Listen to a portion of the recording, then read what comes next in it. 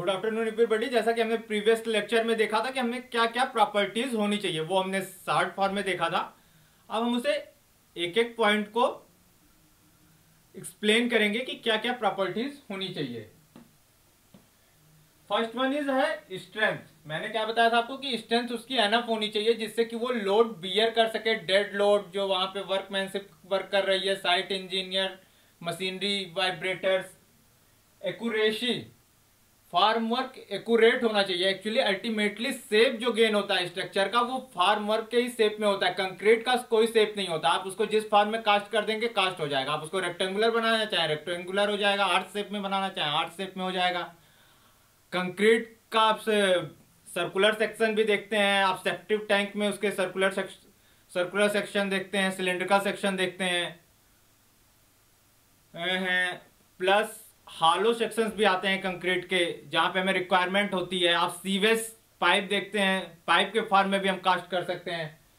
Accuracy maintain होनी चाहिए जिस लेवल पे, जहां पे एक्चुअली आज के टाइम पे हम प्री कास्ट मेंबर्स भी यूज कर रहे हैं तो हम पहले उसकी लेंथ मेजर कर लेते हैं। अगर हमारा फार्म वर्क, मान लीजिए हमने जो मेजरमेंट लाया, मेजरमेंट हमने 10 फीट का लाया, अल्टीमेटली हमें ब्रिज है, ब्रिज पे आपको कास्ट करना है, आपने मेजरमेंट से डिफरेंट मेंबर बना लिया, आप उसको अल्टीमेटली वहां पे पुट कैसे करेंगे? आपको फिर वहां पे चेंजेस लाना पड़ेगा। अल्ट्रेशन कंक्रीट में पॉसिबल नहीं होता, स्पेशली प्री कास्ट मेंबर में अल्ट्रेशन पॉसिबल नहीं होता।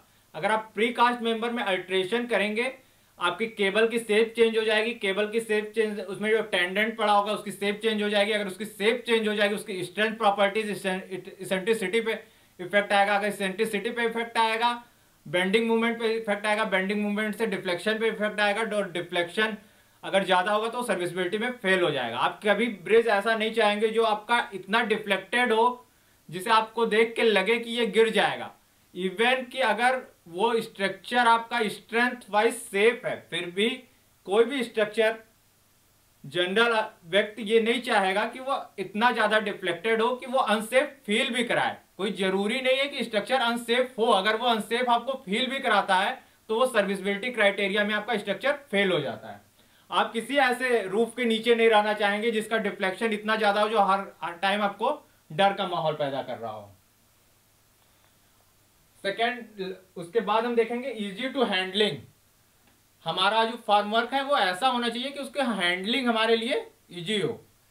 पहले के टाइम पे क्या होता था कि हम ब्रिक्स से कास्ट करते थे, उसमें टाइम बहुत ज्यादा लग जाता था, मड मोर्टार यूज करते थे। अब ब्रिक क्या है, ब्रिक अपने आप में आज के टाइम पे काफी कॉस्टली मटेरियल हो गया है और इन्वायरमेंट पॉइंट ऑफ व्यू से आपको ब्रिक कम से कम यूज करने के लिए कहा जा रहा है। एक्चुअली क्या होता था कि एग्रीकल्चरल लैंड से हम सॉयल लेते थे और उससे हम ब्रिक बना लेते थे, तो सुप्रीम कोर्ट ने भी कई जगहों पे इस पे काफी रोक लगा दी है। इन्वायरमेंटल इंपैक्ट असेसमेंट में भी काफी प्रॉब्लम आ रही है जिन प्रोजेक्ट्स में हम क्ले ब्रिक का यूज कर रहे हैं। अगर इसके लिए आप देखेंगे तो आज के टाइम पे ज्यादातर गवर्नमेंट के तरफ से जो प्रोजेक्ट आ रहे हैं उसमें फोर्स किया जा रहा है, लोगों को सब्सिडीज दी जा रही है फ्लाई एश ब्रिक यूज करने के लिए। उस अल्टीमेटली आप देखा इकोनॉमी, जो मैंने पहले स्ट्रक्चर में बताया था कि आपकी ओवरऑल इकोनॉमी अचीव होनी चाहिए प्रोजेक्ट की। ऐसा नहीं है कि आपके फार्म वर्क अच्छा करने के लिए इतना महंगा कर लिया कि overall project cost over run हो गया।